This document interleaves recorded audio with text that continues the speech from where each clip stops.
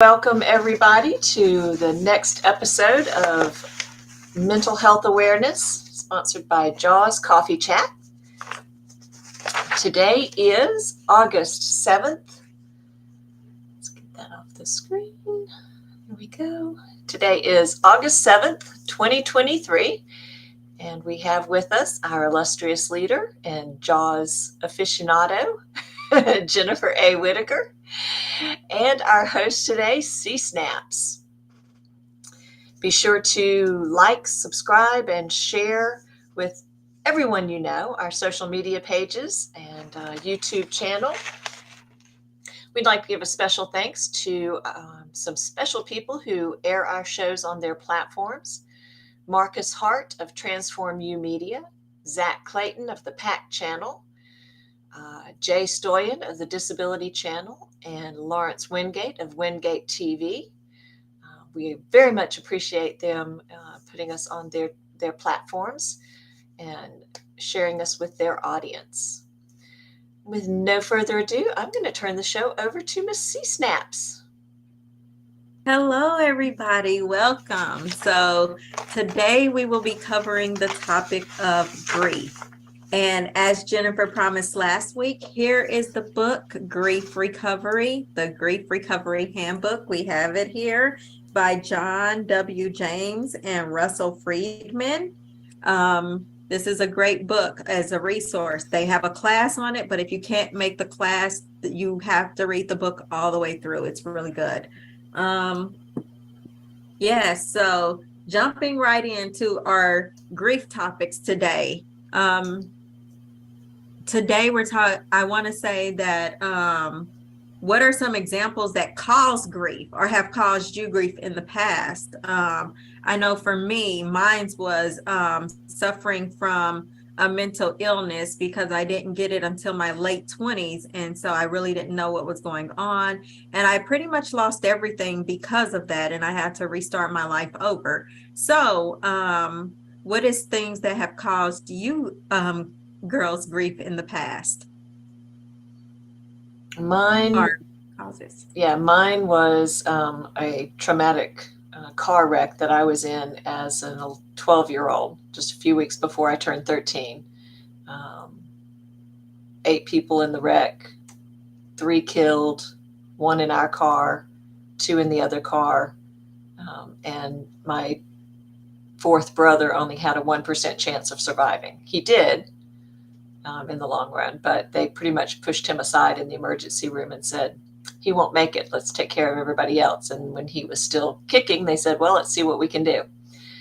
So, but losing Sally was a very hard blow to me as a teen. It took me many years to get through the stages of grief. It was 14 years before I got to the anger stage of grief. So, yeah. Right. That can be hard for anyone, especially so young. I know teenage years is when we start really making our connections, elementary and teenage years, and really connecting with life. So yes, that can be very hard. Jen, do you have any? Well, I was going to say, so it seems like one of the things that you mentioned, C-Snaps, was basically losing your health. I mean, that'd be a simple way to put it. And then there's the other reality of people like myself who never even gained it. How would they lose it? You know, you hear all the time about I have all kinds of new diagnoses. Now my list, instead of being 3 pages long, is about a quarter of way down the 4th page of diagnosis. So Right. Yeah. there's some things in life that it's like we can grieve for loss because we never got it. But with me, that was health. And for me, something I did have first great a loss was my dad.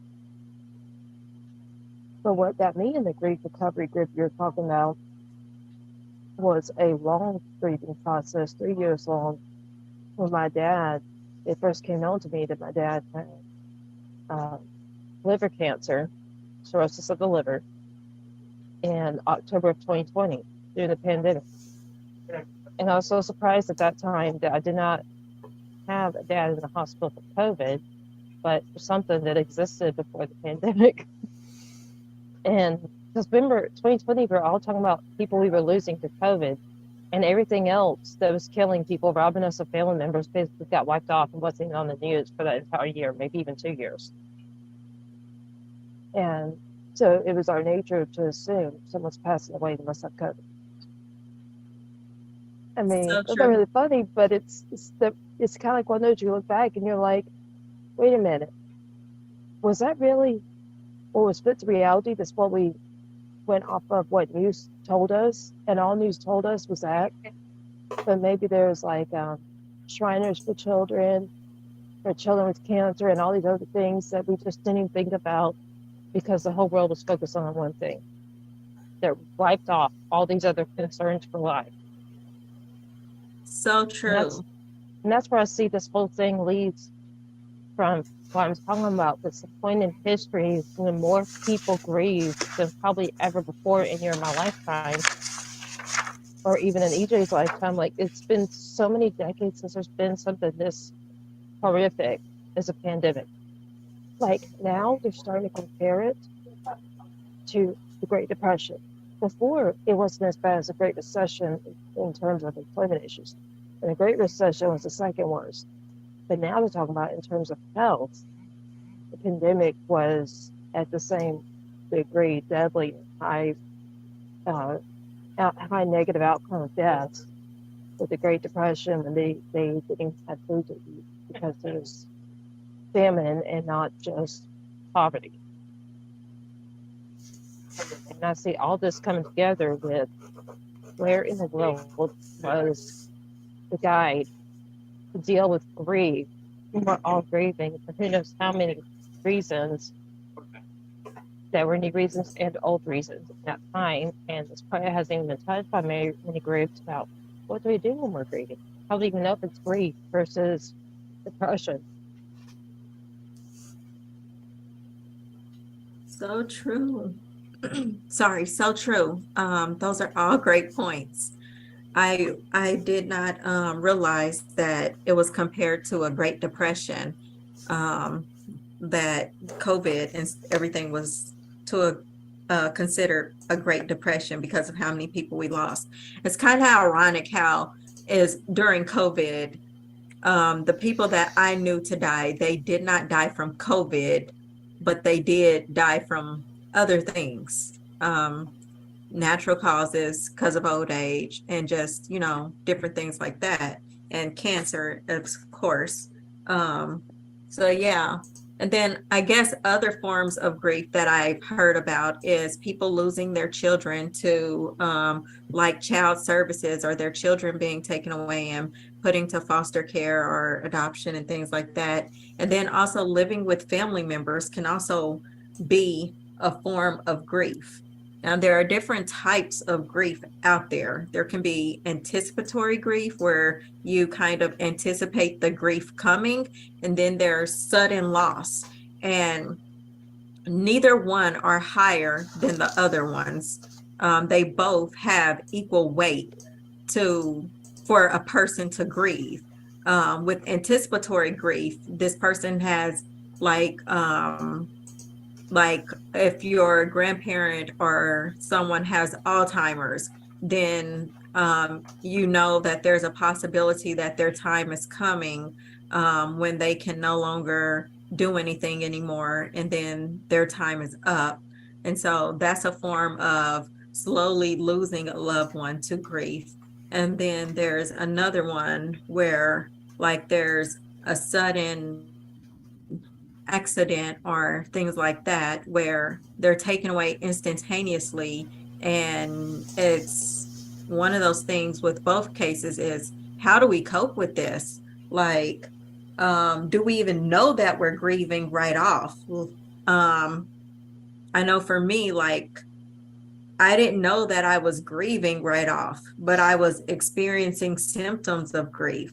So like having lack of energy or lack of fatigue, getting a headache or upset stomach, sleeping or overworking. And then grief can be minor. I found out, like one, like when you, because especially with the overworking one, like a loss of a job for someone, especially a young person, that could grieve them and they really wouldn't even know or realize that that's grieving them. So So, you know, that just was another reason that the pandemic was such a big imprint in history, and why it was up there with the pandemic is because people were not just grieving, say the actual COVID itself taking lives, and or they were losing their jobs that many had for decades or for so many years they never imagined they could lose.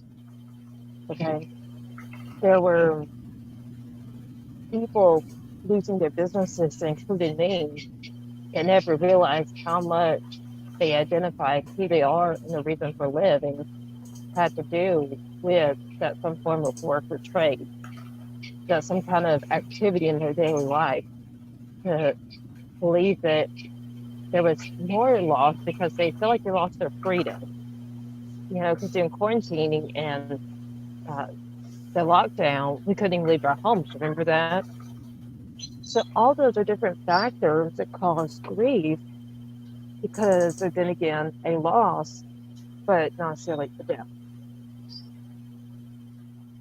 so true. That is right. We were grieving, like she said, they were grieving the loss of their jobs and different things like that. But like there are so many different ways that we don't even realize that a person can grieve and not even know that a person is going through. I want to finish some of the other symptoms of grieving. So, like emotional grieving is when you start having memory lapses. You get distracted easily, or you're preoccupied with something. You're always irritated, or depressed, or feeling down, or have a feeling of euphoria, which is the total opposite, which is really interesting because that is like my favorite mood to be in. I think you might hit the nail in the coffin with me. Yeah, so true. I know Because for me, yes, okay. I was going to say, because since the day that I actually saw my dad's body, and I mean, that moment, I cried. I have never cried of losing a loved one until I lost my dad. I mean, whether it's a best friend, it was a grandmother, I don't care how close I was, how much time I spent with them, or how I knew him or her. I never actually cried until I saw my dad himself, that body lying there, to just suddenly register officially, this man is no longer here, you know. And as much as I cried that one day, so many times for I don't know how many hours, and my sisters and I, we were all crying. And of course, our stepmom, that was my dad's wife, is with us now. Um, I never imagined that the next day, after all of that just hit home, that I would be experiencing his presence in my sleep or when I lay down, and I'd hear his voice singing Amazing Grace, the song he always sang to me every time I had a seizure, which he would take me and put me on his shoulder or lap, depending on how old I was, and then just hold on to me and rock in this certain rocking chair we had for I don't know how many decades and sing Amazing Grace. And he'd go round and round in that song so many times until I came out the seizure. So no way for me not to know that song by heart and know that that's my dad's song, his favorite song. But then after going through that on Wednesday, where I lost, where it registered the grief and actually grieved, Friday, I was hearing him in my sleep. I was seeing him holding me. Like, who actually sees somebody holding them? I mean, in real life, we can't do that. But in my mind, he was present in my dreams. The next day, after I was actually able to sleep that night, I forget where I was during the daytime, that I heard his voice talk to me. And so all this to say that I kind of put in that euphoria you're talking about. I've also agreed to have my dad with me at all times, and just look up or just close your eyes and you see him, you hear him, you feel him. and all the comfort that I swear is a euphoria, because there's nothing great in losing a loved one that was your best friend, your superhero, your way to guy, because my dad was a pastor, okay, and an engineer. I mean, how would I be in all this, I don't know, glamour or whatever glorious life of some kind if I actually lost part of who I am as my identity, right? Right. So true. And it's funny that you say that, because when my mom lost her dad, she's like, I can hear him, I can smell him, I can see him. Other people have reported, not just my mom, but other people have said that like their grandparents have came to visit them when they passed away and things like that. So it's funny that you say that. Well, and see, that did happen to us because it was actually my little sister who saw our grandmother the day she passed away. She was in Puerto Rico, not even in this country, okay? On this side of the globe, yes, but a totally different country in a way out island that's by plane, something like a 6 hour flight from Houston. Okay, so the day she passed away, we lived in a different house, but still the same area of Texas, the Houston area. And I was the only adult there in my mid 20s, still in grad school, taking care of my little sister and all her friends that were swimming in our backyard that had a pool at that house. And I see my little sister run in with towels around like they're going to go get a shower and drag all that water upstairs and all. And then I looked to the right and I said, "Does anybody see anything?" And then my little sister looks around and all of our cats and dogs, I don't know, we had 4 animals at that time, but all of them were hiding away under tables, under chairs, everything, and all their eyes were on the area of the kitchen where the sink was, and looking out towards the backyard door where all these kids were coming in. I was the only adult there. Anyways, we caught on something was happening. And I told my little sister, "Everybody get up, get clothes on, hurry, fast as you can. Something's going on. I need to get y'all out of here. Everybody get dressed, wait up front, don't go out until I am so I can see that y'all make it safely to the car." Anyways, rushing forward, turned out there was a gang around our house. And I was the only adult there that had to get 4 teenagers into my car, into a safe place, or I'd be the responsible party. And that was my grandmother. The same moment she died, she appeared there to give us the warning for safety. And that's how we escaped. But how is it that it happened at the same moment she passed away? So her ghost, her spirit was present in that kitchen to warn us of danger. Love it. I can't answer that. Okay, some other feelings. So yes, feelings of euphoria. And I think sometimes we go into a feeling of euphoria when we have bad things happen, especially if you're an optimistic person. It's hard to like lower that optimism and get reality. And then other people who don't have those feelings, they go with extreme anger or feelings of seclusion or and separation in some situations. And then spiritual situations that you might experience is whatever faith you may believe in, that higher being is, you're mad at that higher being, you're outraged at that higher being, you're just not happy with your state of faith, or you're questioning, is this even the right religion for me? When those bad things happen in your life. What about when sometimes, talking along the lines of anger or other kinds of upset emotions, right? It's a kind of reaction. They can also be towards other people. Like, what if So someone true. died in the care of a doctor, and whoever family member may not necessarily be able to literally sue the doctor, but they have that anger to want to. Okay, now don't so threaten the doctor or anybody, but they have that feeling. If only doctor whoever did whatever, or could have, whatever, right? Did this test or found this or treated him or her in this or that way. So it could even be towards another person. See what I mean? And not just the higher being. For me. Yeah, that's true. That kind of reminded me of the story I heard where this one person, their child was killed by someone else and another young teenager. And so the mother for many years had anger towards that person for doing what they did. And she didn't want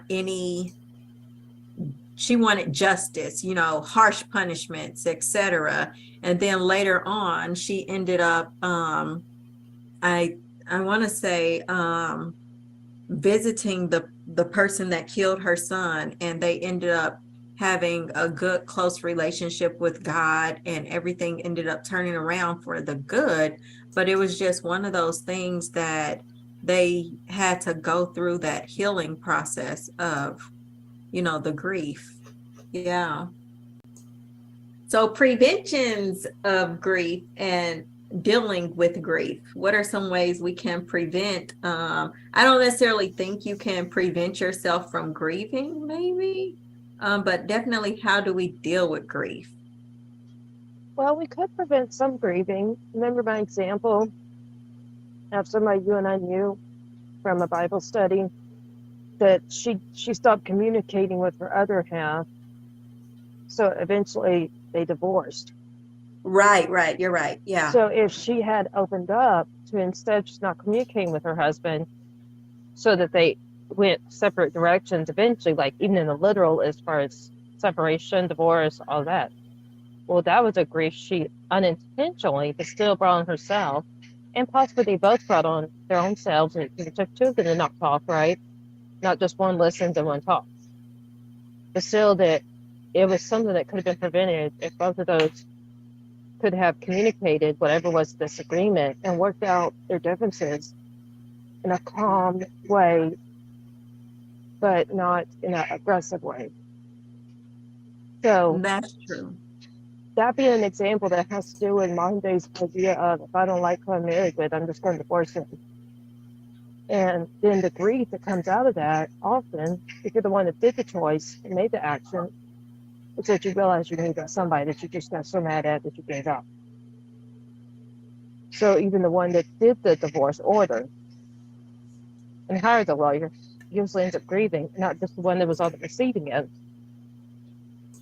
And I think that's why it's been heard of, and that's so common, that somebody who divorced the other half, somehow they get back together after a divorce. And there's even been some of these different famous TV shows that have people who divorced and married 2 or 3 times, and you're like, why do they keep getting remarried? Why do they keep divorcing? But I think that's part of it. It's they agreed and they feel like they need each other after whatever it was. It's one they thought they did. They'd be better without one another. But it's still that by working it out on a communication basis, whatever's a problem, the mutual problem, and not the actual getting away from each other, then they could have prevented that sort of grief. How they talk. That was good. Communication is very important in any relationship. So I do definitely agree with the fact that you have to communicate. So that is definitely a way to prevent grieving. And I mean, I will even go as far as to say if you have a bad topic, then you need to discuss the bad topic. You need to focus on just the negative. Don't focus on just the negative, but you need to, if it's something that happened to you, then you have to tell your other half, whatever that is, because it cause problems for your situation, just There's a possibility. Say the example is somebody was cheating on their spouse. The spouse doesn't know yet. But say they've got a fear of the spouse finding out. And so that's why they divorced someone. They decided, who knows, some of these shows we watch, they decide to kill. And to get so fearful and so mad that it turns into a crime show, like nonfiction. So some of those could have been prevented when the person realized that, hey, I'm cheating on them and I don't like this. So they may not want to talk to their spouse about that, because then it's going to just ask for the relationship to be at an end, which they're trying to avoid. So in those cases, they should seek out a friend or a professional like a therapist to help them get out of the situation, which would be getting rid of that whoever, somebody that they're dating, in a process to recognize this whoever they are married to is worth keeping enough to get rid of whoever they're dating, or the vice versa, but to still resolve the situation, even if it's talking to a third party and not each other. That's good too. I didn't think about that. Yeah. Yeah, so definitely, definitely ways to prevent your grief from happening. And then dealing with grief. Like I know there are steps and things like that that tell you to deal with grief, and everyone takes their own path for dealing with grief. What are some ways that I guess that you have dealt with grief, or like started your healing process, like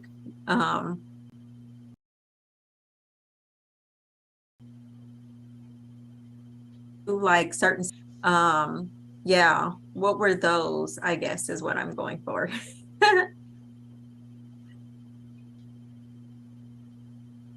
EJ, do you have any to share? Nothing comes to mind. Okay, well, I was going to say, if y'all don't have any, I just want to make sure you're involved too, EJ. But like what I did was that I had first, when I heard the news about my dad in October of 2020, it was the first time it reached me. It was after 2 years, and my dad already had the cirrhosis of the liver. I went into depression. It was before I even knew that there was the grief recovery group I told you about. And when I went in that depression, I seeked out my therapist, because I was already going to a therapist once a week at that point. And she told me to call local nonprofit organizations or religious groups and to ask them if they had any kind of support services that were free of charge. And that's how at my local church, not the one I go to, but one that's walking distance from my hangout, that I found the grief recovery group I found. But it wasn't my first thing, because I didn't even think that churches had such a thing as that.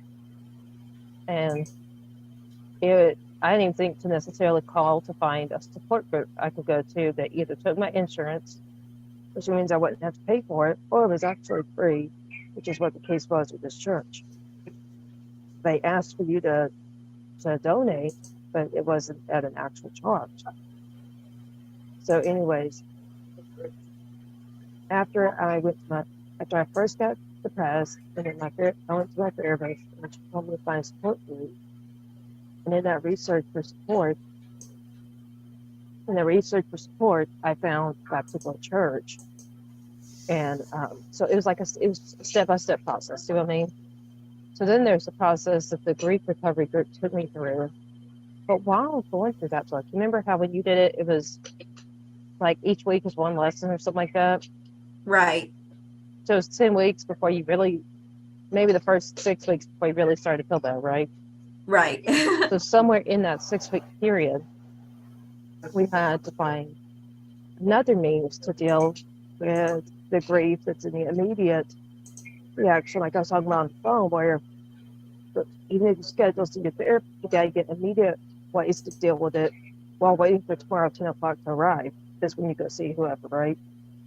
So that's where we get into spending more time doing hobbies, or spend more time socializing with friends or family members or others who you bond with or you have a connection with, even if it's, say, your coworkers or acquaintances, and you talk about a topic that applies to both of y'all, like like, hey, I'm going through a lot right now, but hey, how's your project going here at work? I know you've been working on whatever.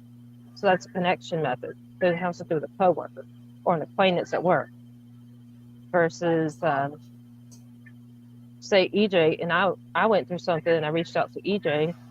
I'm like, hey, how's it going with the project? Or how's it going with your family in North Carolina? I was going to travel out there. Okay, then we talk about, what's going on in Rose, the activities. We talk about why I'm coming there. But it's still that something that is a topic related to both of us. And it's not just draining somebody on the topic of why I'm so depressed and pity me, pity that.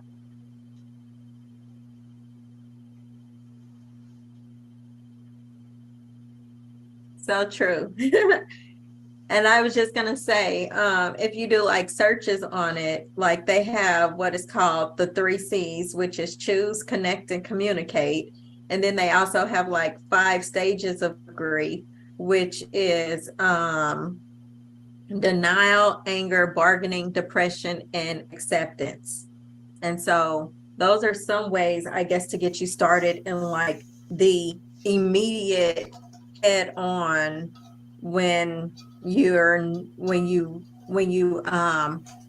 starting out at the beginning and just need what I call is fast relief, because I think we've all been there where we feel like we need that fast relief and it's not coming quick enough. One thing that I did notice when I took the grief recovery class was one of the things that she pointed out to me was, when do you seek your healing, or when do you start that healing process? When do you want to start that healing process?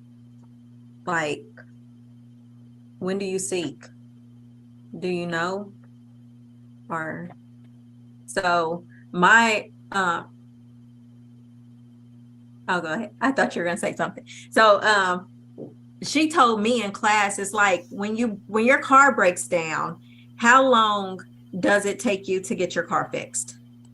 Like if you're stuck out on the side of the road and you need your car fixed, you do it immediately, right? So with the grieving process, a lot of people don't know that when you have grief, the quicker you start the grieving process, the quicker you get over the grieving process. But if you wait for long periods of time, then it's building up inside of you, and the years add on to the grieving process. And really what I found out wasn't that I lost my health and I got that mental illness, which I thought it was my grief, but it was actually me. I had grief long before there because I had went through some traumatic events before that, which, me being the optimistic euphoria person that I am, I brushed it off and I went on. Which sounds very familiar to somebody else. But I have to say, talking about the broke down car. Okay, in grief, there are cases like mine. When my dad got sick that October, I just went straight into depression. But since I already have that clinically, I have a history of it, then I didn't know I was grieving. I thought, oh, just my mental health is off balance. It was something normal for someone with my condition that I just need to see my doctor, get it balanced. And right. I mean, I didn't understand that there were different stages, with depression being one of the grieving. So to me, I didn't know I was grieving. I just thought I was depressed because I was losing a best friend. It was, so you see what I'm saying? Like, think of your low moods. If you had a low mood, how I've talked at times, and you'd have them, you think maybe something like, I don't know, one time you said, I think I'm just overwhelmed, or something like that, right? Right, yeah. And so overwhelmed, we tend to associate with stress or anxiety, pressures of life. We don't tend to think our mood is low because we're stressed.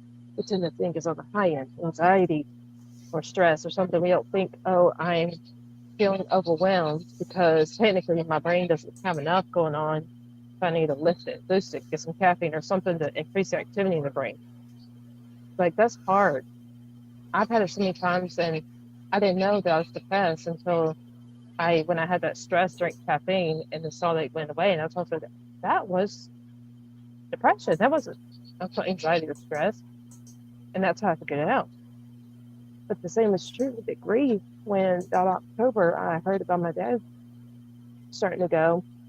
And it wasn't until November, the following month, that I found Priscilla with the grief recovery. And so the immediate was, I was seeing my psychiatrist, I was seeing a therapist, and I was wondering what's wrong with the patient. So some cases, people don't know that they're grieving versus whatever medical condition or mental health condition being just a little bit out of control, maybe this needs to be tweaked, or the therapy form that they're getting isn't the best therapy method for them. And all these other explanations that they have, especially for those of us that have histories of these. That's so true. I think that was the case for me. I didn't really know that I was grieving because when I went through those traumatic events, I was just trying to be my normal self and bounce back to what was normal, when in all actuality, I never dealt with the past to go, oh, well, this did happen. This person did hurt me. When I say this hit my mental so hard to the point to where I felt like I was like trying to kill a person. Don't do that, anybody. I was telling my counselor how I was literally standing in front of the mirror like I was killing that person. So with that being said, but let's advise listeners, if you have such a feeling, or even if it's to kill someone else, meaning like yourself or someone else, call 911. Okay, do not go look in the mirror and do something to yourself or break your mirror. But to call 911, whether it's for you or someone you see and hear saying something, is they want to kill somebody, or they want to kill themselves, or they want to hurt somebody, or they want to hurt themselves. The reality is, in that case, you call 911 and report a homicide or suicide threat, even if you're not sure if that threat will be pursued. Right. I was going to say call a mental health person, but yeah, and I say that because I didn't have anything to actually hurt the person with. It was just my heart was broken that much. And like I said, that was me in my private time, and then bounce back and I'm trying to be normal again. And, with my counselors, they were like, that should have been your point where you went to seek help. And that's probably why when I was still doing everything that I was doing, trying to keep my normal life, it kind of triggered me into a mental illness because of how bad that grief had taken over. So that's what we know with depression and anxiety, or like if people with bipolar, this book, depression and mania. We go both directions, both overactivity in the brain that comes out in some form of anger, rage, and we go in some kind of low mood that's either they call it low mood, or they call it light, or they call it depression, whatever. And so sometimes there's the realization when your condition is out of control versus there was actually a cause and effect that was not, say, not taking your medicine, or you're on a new medicine that's not balanced yet. To say, I need to look at what else is around me, my situation, my world around me, of friends, family, my job, other things like that, because that's what I didn't see when eventually, yes, I did work with Priscilla, and she said, why do you think you're grieving? Who or what are you losing? The key is what, not just who. We tend to assume who. And at one point with me, that's when I had to shut doors for my tutoring company I had for 10 years. And personally, I was like, it's just when people make a big deal about losing jobs. I thought it's just because they don't have the money and they can't pay the bills. And that's it. And that was one of my last phone calls with my dad. He said, no. He said, just like you feel like you lost part of your identity, so do people who lose their jobs. Just because they don't own the company doesn't mean they don't grieve and feel like they lost part of who they are when they lose the job, especially when they've done it so many years and it's a part of who they are. So that's part of it too. And not, look at what's changed. And if it's your medicine, then yes, you probably did onto something with actually your mental health not balanced. But if you were balanced and then something happened in life and you suddenly lost it, then it's most likely that you're grieving. Right. So I think that was the onset to the trickle down of what happened to me. But yeah, with that being said, wrapping up. So causes of grief can be practically anything. Two different types of grief is anticipatory grief and sudden loss. And then there are different types of physical symptoms that you feel when you go through grief. It can be happy, it can be sad, you can experience a lot of different emotions when you go through grief. And then we start the grieving process the moment we know we're grieving. When it's an onset.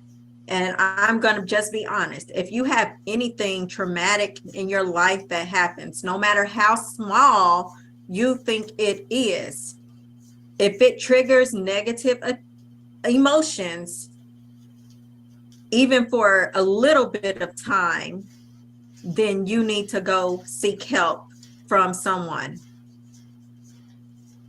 like a counselor, anybody, because that triggered the negative effects is what triggered your grief or anything. And usually, like I said, if it's trauma, then you need a little bit more help than just blowing it off as, oh, this is grief. So yeah, that's my wrap up. Well, excellent. And then I was going to say, if we can do some announcements. Definitely. Okay, so everybody who has been listening to the Jaws Coffee Chat channel, and especially the Mental Health Awareness Show, you know me, Jennifer A. Whitaker, and I always got something going on. So for y'all now, I'm going to share some news.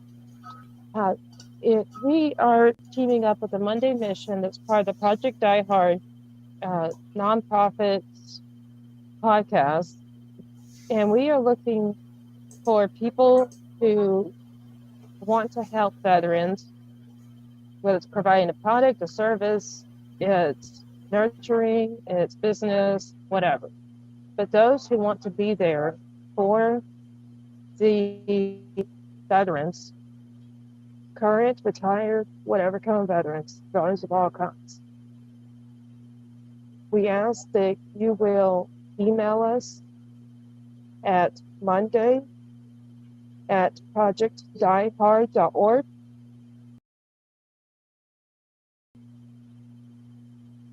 NDAIEHRD.org to talk about being on the Monday Mission. And after you have emailed them, please also schedule with Kurt Rostov to discuss why you want to be on the Project Die Hard. You can be on it multiple times. You can be on it just once, however often you want, as long as your mission is in agreement with our mission on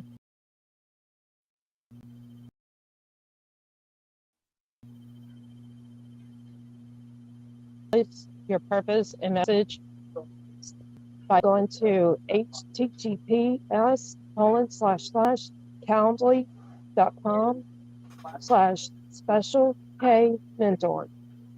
And there you can meet with Kurt Rostov and possibly myself, but definitely him, to discuss your mission with Project Die Hard and why you want to be involved. If you want to support Monday Mission, then we will soon have a page on jensbooksandmore.com where there will be a place to financially and other ways to support the Monday Mission podcast for Project Die Hard that is in service and care for the veterans. It's a nonprofit organization where all the funds go to help the veterans. Please, if you want to learn more, definitely schedule by going to calendly.com/special pay mentor, but also be sure to visit our website and inquire whatever information you need as far as how Jen's Books and More is involved. If you want to find out more about Jen's Books and More, go to JEMNS Books, ANDMORE.com. And there you will find other products and services at Jen's Books and More, aka Jennifer A. Whitaker, and all of her projects and all of her services and everything else around the world and back. Excellent. All right. Well, thank you everybody for being here today, either live or on our recordings. Our next episode of this mental health awareness will be, it's every Monday at 2:30 Central, 3:30 Eastern. So our next episode will be on August 14th with Jennifer A. Whitaker and C. Snaps and myself, E.J. Oberkirsch. Again, be sure to subscribe to our channels or a page, wherever it is you found us, and check out our website to find out more about this and other shows that we have. That website is Books and More by JenniferAWhitaker.com. That's Books and More by JenniferAWhitaker.com. And if you'd like to support us in our podcast efforts, please go to patreon.com. That's patreon.com, and check out our various levels of membership. So until next time, we wish everybody a productive and enjoyable week. Take care and have a good week. Bye, y'all.